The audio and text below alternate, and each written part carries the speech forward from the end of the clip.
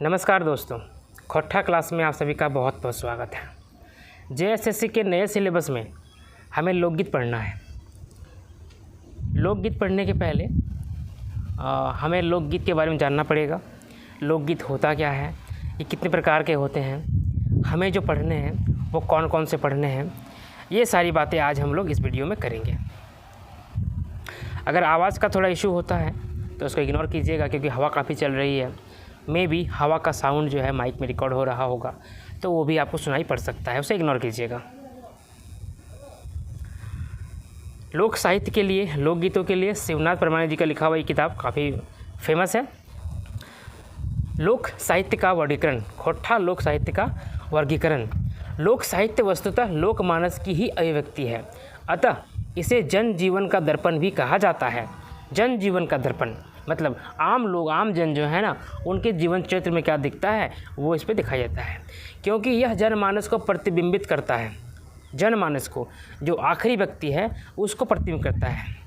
गांव देहात के आम जन अपने जीवन के उतार चढ़ाव में जो अनुभूतियाँ प्राप्त करते हैं, अनायास उनके कंठ से स्वर लहरी फूट पड़ती है, चाहे वो गीत के रूप में हो या कहानी पहेली के रूप में हो।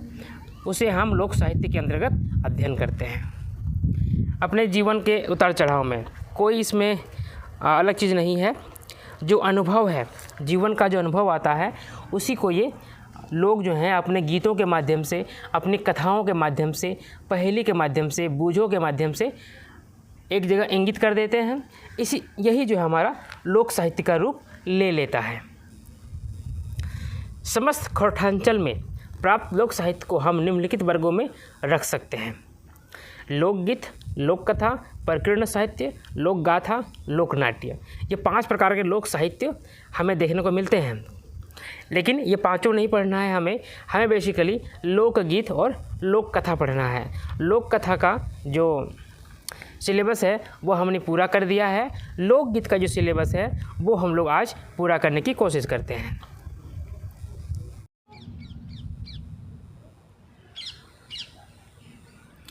खोट्ठा लोकगीत।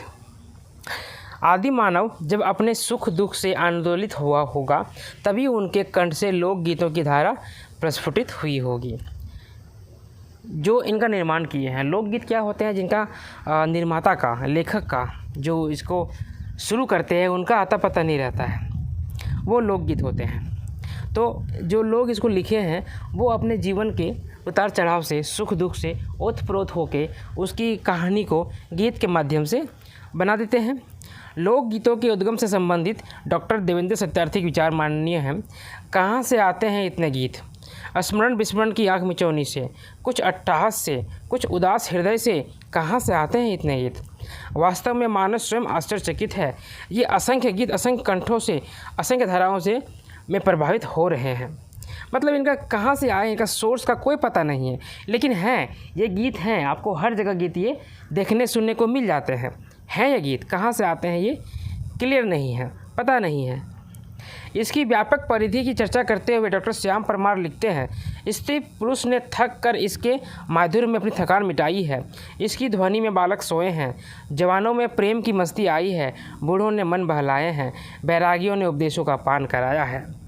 ये जो गीत हैं, लोकगीत हैं, ये अपने अपने हिसाब से लोगों ने इस्तेमाल किया होगा। उस समय तो लोरी नहीं था, इन्हीं को लोरी से बच्चों को सुलाते होंगे, अपने अपने जो काम है वो करते होंगे, जो जिनका ज़रूरत होता होगा। बिरही युवकों के मन की कसक मिटाई है, विधवाओं ने अपने एकांगी जीवन में रस पाया है, पथिकों ने थकावट दूर की है, किसानों अपने बड़े बड़े खेत जोते हैं, मजदूरों ने विशाल भवनों पर पत्थर चढ़ाए हैं और मौजियों ने चुटकुले छोड़े हैं। ये ऐसे हैं जो लोग इन सभी का निर्माण किए हैं, जिनका जो क्षेत्र है उस क्षेत्र का लोकगीत ये निर्माण किए हैं, और वो धीरे धीरे एक कंठ से दूसरे कंठ, एक पीढ़ी से दूसरी पीढ़ी तक ये संचारित होते हुए आज हम तक पहुंची है। हमारा फ़र्ज़ बनता है कि हम इसे आगे की पीढ़ी तक पहुंचाएं। सृष्टि के आदिकाल में सामाजिक चेतना के साथ ही लोकगीतों का उदय हुआ। इसलिए लोक साहित्य के मर्मज्ञ श्री सूर्यकिरण पाठी का विचार है, आदि मनुष्य हृदय के गानों का नाम लोकगीत है। सही है, आदि मनुष्य हृदय के गानों का नाम लोकगीत है। आदि मानव जो है उसके हृदय का जो गीत है उसी का नाम लोकगीत है। आदि मानव के हृदय में जो गीत हैं, जो गाने हैं, उन्हीं का नाम लोकगीत है। ये सही बात है। जहाँ तक खोट्ठा लोकगीतों का अध्ययन है, यह क्षेत्र विपुल लोकगीतों का अक्षय भंडार है। सच कहा गया है तो संपूर्ण खोट्ठा क्षेत्र में परिव्याप्त इनके लोकगीत ही खोट्ठा शिष्ट साहित्य के जनक हैं। आज खोट्ठा शिष्ट साहित्य क्या होता है? जिसके लिखित सोर्स हमें मिलते हैं, जो लिखने वाले का पता चलता है कि ये किनकी रचना है, जानकारी है, ये शिष्ट साहित्य है, चाहे वो शिष्ट गीत हो या कहानी हो। ये जो है लोकगीत ही इसके जनक हैं। लोकगीतों से ही उठकर यहाँ तक पहुँचे हैं। जैसे कि हमें शिष्ट गीत पढ़ना था, मांदेर बाजे रे, बांसी बाजे रे, ETC, कौवा गुदपुचू पढ़ना था, या लोक कथाओं में 7 भाई 1 बहन पढ़ना था, और सब जो कहानी थी वो सब पढ़ना था। ये सभी क्या हैं? एक कहीं न कहीं ये लोकगीतों से, जो जिनका सोर्स नहीं है, वहीं से प्रेरित हैं, वहीं से इंगित किए हुए हैं। प्रकृति के उन्मुक्त प्रांगण में अरण्याच्छादित कर्मभूमि के बीच पार्वत्य क्षेत्र की गोद में कलकल निदानित नदियों, झरनों, सरिताओं और की असंख्य धाराओं के साथ इनके लोकगीत गली मोहल्लों, चौपालों, अखड़ाओं, ग्रामीण हाटों, मेलों, खेतों, खलिहानों में आज भी गुंजारित हो रहे हैं। तब से चलता आया, आज भी हमारे आस पास में दिखने को मिल जाते हैं। यही कहना है इसमें लेखक का। धनबाद से प्रकाशित दैनिक आवाज़ के संपादक स्वर्ग ब्रह्मदेव सिंह शर्मा के शब्दों में उपेक्षा की वजह से खोट्ठा पनप नहीं पाई। उपेक्षा की वजह से खोट्ठा पनप नहीं पाई, किंतु जनजीवन में गीतों की लोकप्रियता ने इसे मरने नहीं दिया। खोट्ठा भाषा का उपेक्षा किया हुआ है, इस कारण से ये भाषा जो है उतनी अच्छी से प्रगल नहीं हो पाई जितनी इसकी होनी चाहिए थी, लेकिन लोकगीतों ने इस पे जान डाला हुआ है। खोट्ठा लोकगीतों के संबंध में मार्खम कॉलेज के संस्थापक और शिक्षाविद प्राचार्य शिवदयाल सिंह शिवदीप का विचार खोट्ठा के उनके शब्दों से द्रष्टव्य है। अपन देशक लगायत 31,000 वर्ग किलोमीटर पसरल फैलल प्राकृतिक खास अखड़ा खोट्ठा क्षेत्र अपन लोकगीत फुरछा है। अपने देश के लगातार 31,000 वर्ग किलोमीटर में फैला हुआ हमारा भाषा जो खोट्ठा है, अपने लोकगीतों के माध्यम से ही पहचाना जाता है। ये कथन है मार्खम कॉलेज संस्थापक का। खोट्ठा के लोकगीत ही खोट्ठा क्षेत्र की पहचान है। इनके लोकगीत खोट्ठा क्षेत्र की संस्कृति के संवाहक हैं। आगे श्री शिवदीप पुनः कहते हैं, खोट्ठा लोकगीत संसारिक भाषा प्रेमी और बुजुर्ग सब के अपन बात टाने ले और भाव रूप अर्थ के परिचय पावे ले विजय करा रहा है। खोट्ठा लोकगीत जो है ना, संसार के भाषा प्रेमी को, सभी को अपनी ओर आकर्षित करने के लिए करने में ये विजय प्राप्त कर रहा है, ये सफल हो रहा है। गिरिडीह जिला के सीमांत क्षेत्र संकरी नदी के किनारे खरगा पहाड़ की गोद में बसी आबादी में हमें खोट्ठा के आश्चर्यचकित करने वाले लोकगीत मिले। उषा काल के रात्रि प्रथम प्रहर तक दैनंदिन जीवन में लोकगीत सुनने को मिलता है। मतलब उषा काल सुबह से लेकर शाम तक का, रात्रि के प्रथम प्रहर तक, सुबह से लेकर शाम तक का अलग अलग समय का, अलग अलग काल का हमें लोकगीत सुनने को मिलता है। हर तरह का लोकगीत वहाँ पर अवेलेबल है। कहाँ पर? गिरिडीह के सकरी नदी के किनारे में। इसी क्षेत्र के लोकगीतों के रसिक वैविध श्री बहादुर पांडे झिंगफुलिया ने अपने खोट्ठा लोकगीत मुझे सुनाया। निष्कर्षतः हम कह सकते हैं कि नानाविध लताद्रुमों से परिपूर्ण होकर हरित वर्ण प्रांत के मध्य पर्वत श्रृंखलाओं, सरसरिताओं के वातावरण में इनके भू हृदय स्थली से निश्चित सदा सलीला कलकल निदानित सरिताओं और निर्झरों ने खोट्ठा क्षेत्र के निवासियों में जीवन में गीत, संगीत, नृत्य को जन्म दिया। खोट्ठा लोकगीतों की प्रमुख विशेषताओं को बिंदुवार एक नज़र डालें। खोट्ठा लोकगीत जो हैं उनकी कुछ विशेषताएं होती हैं। क्या क्या है यहाँ पर पॉइंट वाइज लिखा गया है। आपको ये सभी चीज़ें ध्यान से पढ़नी चाहिए, क्योंकि हो सकता है इनसे कुछ सवाल बन जाए। पहला पॉइंट क्या लिखा है? ये खोट्ठांचल की मौखिक, अलिखित और पारंपरिक सांस्कृतिक निधियाँ हैं। खोट्ठांचल की मौखिक है, अलिखित है, लिखित नहीं है, पारंपरिक है, सांस्कृतिक निधि है। कुछ एक को छोड़कर अधिकांश इनके रचनाकार अज्ञात हैं। कुछ एक को छोड़कर अधिकांश के रचनाकार जो है वो अज्ञात हैं। रचना किन्होंने किया पता नहीं। क्षेत्रानुसार खोट्ठा की बोलियों के उच्चारण स्वरूप कुछ शब्दों या पंक्तियों में स्थानगत भिन्नता विद्यमान है। क्षेत्र के हिसाब से खोट्ठा के बोली में और उच्चारण में, शब्दों में या पंक्तियों में कुछ कुछ भिन्नता पाई जाती है। जैसे कि रामगढ़ तरफ का जो खोट्ठा है उसका थोड़ा अलग लहजा आता है, देवघर तरफ का जो खोट्ठा है उसका अलग लहजा आता है, पाकुड़ साहिबगंज तरफ का जो खोट्टा है उसका अलग लहजा आता है, थोड़ा अंतर हो जाता है। हालांकि बातें समझ में आ जाती हैं, लेकिन थोड़ा थोड़ा अंतर होता है क्षेत्र के हिसाब से। खोट्टा लोकगीतों में अश्लीलता का अभाव है, इसमें अश्लीलता बिल्कुल नहीं पाई जाती है। इनमें जातिवाद को बढ़ावा न देकर मानवता का स्पष्ट रूप परिलक्षित होता है। किसी जाति विशेष के लिए कोई भाषा नहीं है ये, हर जाति के लोग इस भाषा को बोलते हैं। प्रकृति के विभिन्न रूपों की झलकियाँ मिलती हैं। भाई एवं बहन, स्त्री और पुरुष के में असीम प्यार मिलता है। भाई बहन हो, स्त्री पुरुष हो, उनके बीच प्यार को दर्शाता है। और प्रकृति के विभिन्न रूपों की इसमें झलकियाँ भी मिलती हैं। गीतों में संगीत और गेयता उपलब्ध है। जो गीत हैं, लोकगीत हैं, उसको आप गा सकते हैं, संगीत में इसको निरूपित कर सकते हैं, संगीतबद्ध कर सकते हैं और गा सकते हैं। इनमें क्षेत्र और सीमा का बंधन नहीं है। गीतों में कृत्रिमता न होकर सरलता प्राप्य है। गीत जो है कृत्रिम नहीं है, मानव निर्मित नहीं है, बल्कि सरल हैं, जो प्राकृतिक रूप में दिखता है वही है। छठी और विवाह संस्कार के कुछ लोकगीतों को छोड़कर इनके साथ वाद्य यंत्र बजाए जाते हैं। छठियारी होता है वो, और संस्कार के कुछ लोकगीतों को छोड़ दें तो बाकी सबके साथ वाद्य यंत्र भी बजा सकते हैं। ये व्याकरण और भाषा विज्ञान के नियमों से परे हैं। इसको आप व्याकरण में जोड़िएगा लोकगीतों को तो वो वहाँ पे सही नहीं बैठेंगे, गलत हो जाएंगे। भाषा विज्ञान में भी ये नहीं बैठेंगे।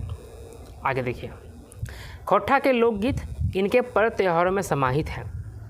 जितने भी पर्व त्योहार झारखंड में होते हैं, हमारे राज्य में होते हैं, सभी में खोट्टा लोकगीत समाहित हैं और हर त्यौहार का, हर चीज़ का लोकगीत तैयार है। अभी हम लोग आगे पढ़ेंगे इसके वर्गीकरण में, तो आप देखेंगे कि किस तरह से हर एक चीज़ के लिए गीत मिलता है।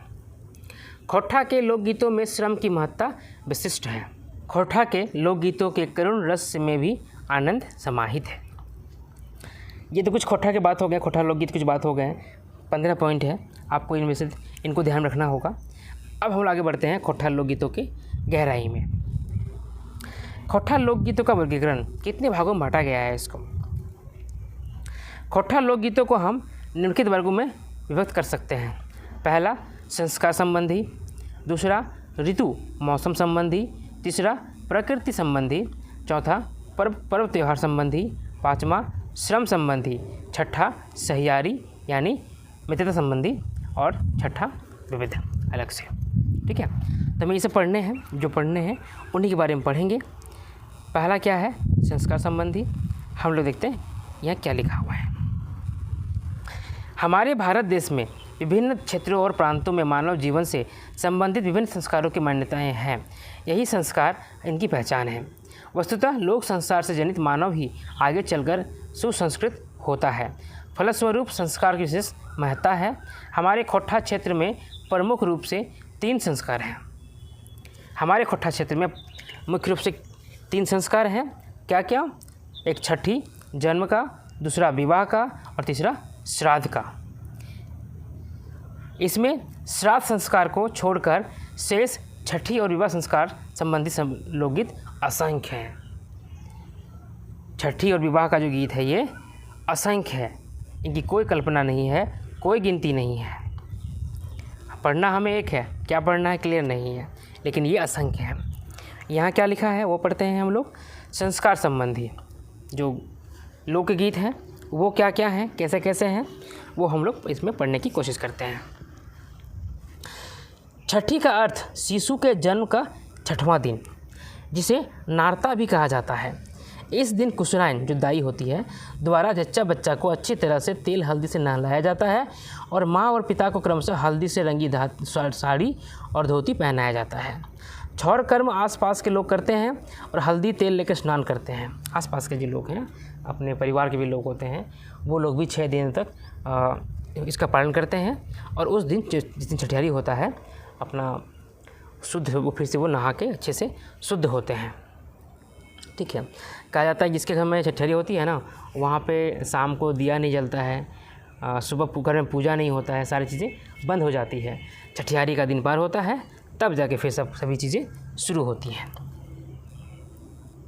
हल्दी का प्रयोग अधिकतर लोग इसलिए करते हैं क्योंकि हल्दी रोग निवारक औषधि है। यह वायरस और विषाणु का नाश करता है।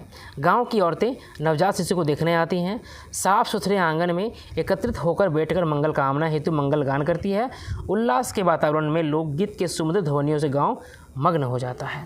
इस अवसर पर मुस्लिम भाट भी आते हैं और संस्कार गीत झांझन कहते हैं गाते हैं। कुछ उदाहरण दृष्टव्य हैं। यहाँ पर छठियारी से जुड़ा हुआ कुछ गीत डाला हुआ है, हम लोग इसको पढ़ते हैं, समझते हैं। अंगना में आए ललनवा रे से मंगल गीत मिली गावा हो, ललना तिले तिले बाढ़े पूता पूती अंगना में, सोहा जीतक माए दादिक करवा हो।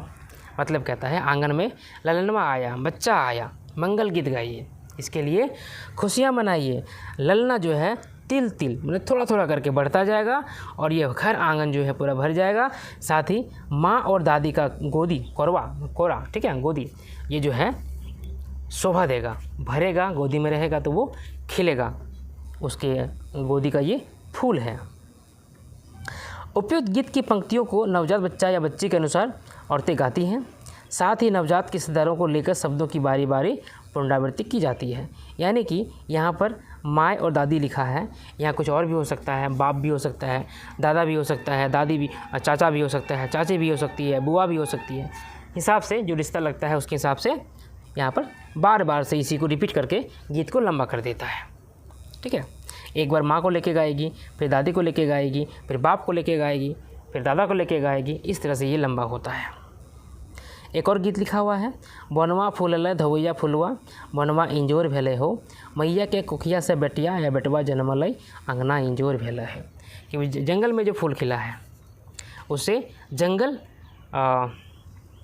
इंजोर मतलब होता है लाइट हो जाना, ठीक है, प्रकाश हो जाना, वो हो गया है। और माँ के कोख से बेटी या बेटा का जन्म हुआ है तो हमारा जो आंगन है ये रोशनमय हो गया है, रोशनी से भर गया है। उपयुक्त गीत में प्रयुक्त हो शब्द के स्थान पर किसी के क्षेत्र में गांव में रे का व्यवहार होता है।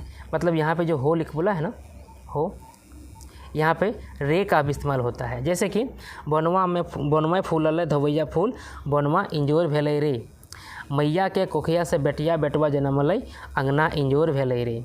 ठीक है, हो रे सब वही है, इस्तेमाल होता है।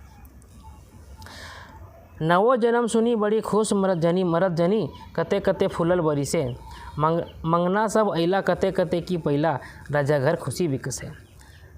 नवो जन्म सुनी बड़ी खुश मरद जनी, नया जन्म सुनकर जो मर्द हैं, पुरुष हैं, स्त्री हैं, सभी खुश होते हैं। कितना कितना फूल बरसा रहे हैं, मांगने वाले भी आते हैं, कितना कितना चीज़ पाते हैं। राजा के घर में आज खुशी बिक रहा है। विवाह खोट्ठा के संबंध विभिन्न क्षेत्रों में विवाह लोकगीतों का भी समानता है। ये तो बात हो गया छठियारी गीत का। अब आता है विवाह गीत के बारे में। विवाह खोट्ठा के विभिन्न क्षेत्रों में विवाह लोकगीतों में काफ़ी समानता है। इनमें सबसे बड़ी विशेषता तो यह है कि विवाह संस्कार से संबंधित जितने नेग रीतियाँ हैं उतने ही लोकगीत हैं। यानी कोई भी रीति बिना लोकगीत के संपन्न होता ही नहीं है। शादी में अलग अलग तरह का नेग होता है ना, अलग अलग काम होता है। जैसे कि हल्दी लगना होता है, मंडप होता है, मंडप पूजा होता है, बारात निकलना होता है, आम ब्याह होता है, क्या क्या बरगद ब्याह होता है। इस तरह की बहुत सी चीज़ें होती है। हर चीज़ का, हर नेक का खोट्ठा में लोकगीत व्याप्त है, मौजूद है।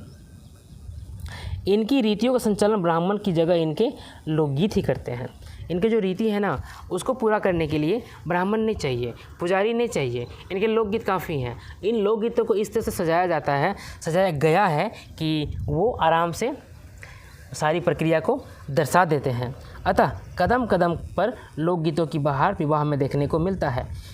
गांव की स्त्रियां, कन्याएं एकत्रित होकर सामूहिक रूप से मधुर कंठ से जब गाती हैं तो एक उल्लासमय वातावरण तैयार हो जाता है। खोरठांचल के विभिन्न क्षेत्रों के में अनुसंधान के क्रम में मैंने पाया कि खोट्ठा लोकगीतों में कभी हास्य तो कभी रुदन छिपा रहता है। ये लेखक लिखते हैं कि हर जगह जो मैंने सर्च किया इसमें तो मैं पाया कि खोट्ठा के लोकगीतों में कहीं हास्य है, कहीं चुटकुले हैं, तो कहीं वहाँ पे करुणा भी छुपी हुई रहती है, जो भावावेश प्रस्फुटित होता है। विवाह संबंधी विभिन्न नेक रीतियाँ निम्नलिखित हैं जो खोट्ठा लोकगीतों के संपन्न किए जाते हैं। ये कुछ यहाँ पर नेक का नाम दिया गया है, इनसे आप फैमिलियर हैं। ये सभी जो है खोटा लोकगीतों से ही संपन्न होते हैं। जैसे पहला होता है शगुन, चाहे वो दूल्हा के लिए हो या दुल्हन के लिए हो। फिर आम बिहा होता है, आम शादी। हरदी रंगा, दुबार खोटा किसी कहते, दुबार खुंदा कहते हैं। जोग छेछा, लगन बांधा, परछन, उपटन पीसा, बांध कौड़ा, उपटन माखा, घी डरा, कुश उखरवा, सिंदूर खेला, माड़वा छारा, सिंदूर दान, कलश रंगा, समधि मिलन, कलश थापा, भोकरन मांगा, वर पक्ष, पानी सहा, दुबार छका, पानी काटा, लावा लौक, कन्या पक्ष, संग छोड़ोनी, कन्या पक्ष, घर भोरा।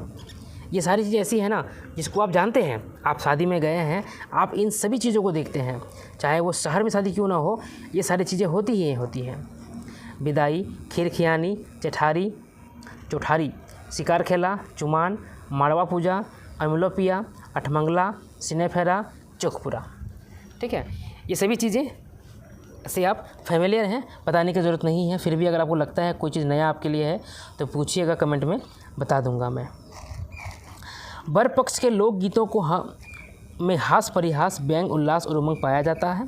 दूसरी ओर कन्या पक्ष के लोकगीत बड़े ही करुण और हृदयस्पर्शी होते हैं। अगर लड़का का शादी है तो वहाँ पे खुशी होगा, अरे दुल्हन आएगी, हमारे घर में खुशी है।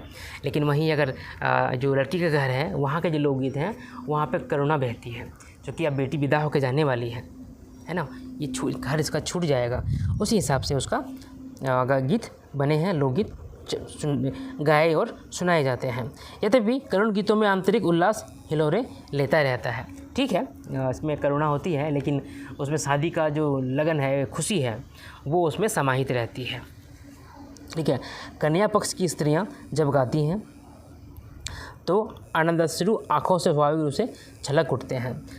कन्या पक्ष की जो औरतें जब लोकगीत गाती हैं ना, तो खुशी के आंसू जो है ना अपने आप आँखों से छलक उठते हैं। बेटी विदाई के लोकगीतों की कुछ पंक्तियाँ इस प्रकार हैं, यहाँ लिखा गया है। कुछ गीत हैं कन्या पक्ष का। हमर नोनी हकई मैया के दुलरिया, मैया बिनु जेते हदियाई, मैया के देखी देखी अखिया झंझाई गो, हमर नोनी जेते ससुरार। ठीक है, मेरी बेटी जो है अपनी माँ की दुलारी है, माँ के बिना वो हदिया जाएगी, वो हॉपलेस हो जाएगी। मैया को देख देख के आंखें झर रही हैं, आंसू निकल रही हैं, मेरी बच्ची आज ससुराल जा रही है। बाप कांदे घर बैसी, मैया कांदे पीढ़े बैसी को, अब बेटी भेले पहुना गो, छोटा बेटी कांदे दुआर बैसी, दीदी संगे जायब गो, दीदी के नवा घरवा गो। बाप जो है घर में बैठ के रो रहा है, माँ घर के बाहर जो पीढ़ा बना हुआ है, बैठने का जगह बना हुआ, बैठ के बना हुआ है, उसमें बैठ के रो रही है। अब बेटी जो है वो मेहमान हो गई है, अब बेटी मेरे घर की नहीं रह गई, मेहमान हो गई है, मेहमान की तरह आएगी, 2 दिन रहेगी और चली जाएगी। छोटी बहन, जो छोटी बहन है वो दरवाजे पे बैठ के रो रही है, बोलती है कि हम जाएंगे दीदी के साथ, दीदी का जो नया घर है हम वहाँ जाएंगे साथ में। और इधर जो लड़का पक्ष है वो क्या कहता है, बेटा रे किया लिया जीवे ससुर घरा, किया लिया घुरबे रे, मैया गो सीता के सिंदूर लिया जेबो, धनी लिए घुरबो को। यहाँ माँ और बेटा का संवाद दिखाया गया है कि बेटा तुम क्या लेके ससुर घर जा रहा है और क्या लेके आएगा। तो कहता है लड़का कि माँ हम सीता का मतलब कि मांग का सिंदूर लेके जा रहे हैं और पत्नी लेके आएंगे। बेटा रे तोर धनी बड़ी रूप सुंदर, संदूके भौराल हो रही। कहता है बेटा तुम्हारी जो पत्नी है बहुत सुंदर है, रूप से बहुत सुंदर है, वो संदूक में भरी हुई है। तो बेटा बोलता है मैया गो एड़क मारी खोलबे संदूकवा से, हमें धनी देखबे गो। कि हम पैर के मार से, पैर का एड़ी से मार के चोट करके उस संदूक को खोलेंगे और पत्नी को देखेंगे। नेव के चला कर बाबूक बाप, लाग जीत धोतिया में पाना रंगे के दाग, लागे देहू पना रंगे के दाग, आवतो जनमल धोई देतो दाग। यहाँ पे बात हो रहा है समधी और समधन का। समधन कहती है कि थोड़ा झुक के चलिए, नहीं तो धोती में पान का दाग लग जाएगा। तो वो जो लड़का का बाप है वो कहता है कोई बात नहीं, लगने दो दाग लगने दो, तुम्हारा जन्मल जो बेटी है वो तो मेरे घर आएगी ना, वो दाग धो देगी। ये हो गया कन्या पक्ष का। वर पक्ष का अब यहाँ पर दिया हुआ है विवाह संस्कार से के हास परिहास के लोकगीत। विवाह का मौसम है तो आदमी खुशी खुशी रहता है, क्या क्या होता है। ऐसे एक बहुत चीज़ कॉमन है कि गांव देहात में जब बाराती आती है ना, तब दूल्हों को खूब गाली सुनाया जाता है और वहीं जब दुल्हन विदा होकर ससुराल आती है ना, तो वहाँ पे खूब गाली सुनाया जाता है। गाली मतलब ऐसा गाली नहीं कि जो कि आप सुन ना सकें, ऐसा गाली सुनाते हैं जो सुन के आपको हंसी आएगा, और जिसको दिया जाता है वो शर्म से किधर जब भागेगा ना पता नहीं चलेगा। फूल ऐसन भात समधी, फूल ऐसन भात हो, एहो भात बिगवे समधी, काटबो तोर हाथ हो। कि फूल जैसा भात है समधी, फूल जैसा भात है, इस भात को अगर फेंके हैं आप तो हाथ काट देंगे। घर गेला समधिन पूछतो, की जे भेलो हाथ हो, तनी भात बिगल हलिए, काट ले लो हाथ हो। घर जाइएगा तो वहाँ समधिन पूछेगी हाथ क्या हुआ, हाथ कहाँ काट दिए, तो वहाँ बोलिएगा कि हम भात थोड़ा फेंक दिए थे इसलिए हाथ काट के रख लिया। अब ये है बर परछन। जब लड़का आता है दरवाजे पे, कन्या के दुल्हन के दरवाजे पे शादी करने के लिए, तो उसको स्वागत कैसे करता है। चोर क्या जन्मल बेटवा, अंधेरे राती का है अइले रे, हमर दुवरिया कटहर है, कटहर ना चोरहिए रे। कि चोर का जन्मा बेटा, चोर का बेटा मेरे घर में रात में क्यों आया है, हमारे घर के दरवाजे पे कटहल है, कटहल मत चुराना। बंदर जैसन थोतना तोर, फाड़ जैसन दांत रे, चोर का जन्मल बेटवा अंधेरे राती का है अइले रे। बंदर जैसा थोतना है, बंदर जैसा चेहरा है, और फाड़ के जैसा दांत है। फाड़ क्या होता है, हल जैसा दांत है। ये चोर का जो बेटा है क्यों आया मेरे पास, मेरे घर में, कटहल है कहीं चुरा न ले। अब बर के सालियों के मुखों से जैसे देख व्यंग्यवान। अब जो सालियाँ होती हैं वो दूल्हे के लिए क्या व्यंग देती हैं लोकगीत में। तरह तरह आमवा मंजेर गेल, एहटा लागो दजबोरा हो, दाढ़ी मिसी भंवरा गुंजर गेल, एहटा लागो दजबोरा हो। दजबोरा क्या होता है, बूढ़ा, बूढ़ा दूल्हा जिसका उम्र काफ़ी ज़्यादा हो जाता है, 40-50 साल, जैसे सलमान खान, उस तरह का दजबोरा होता है। ये होता है ना दजबोरा, आपको जानते बताइएगा।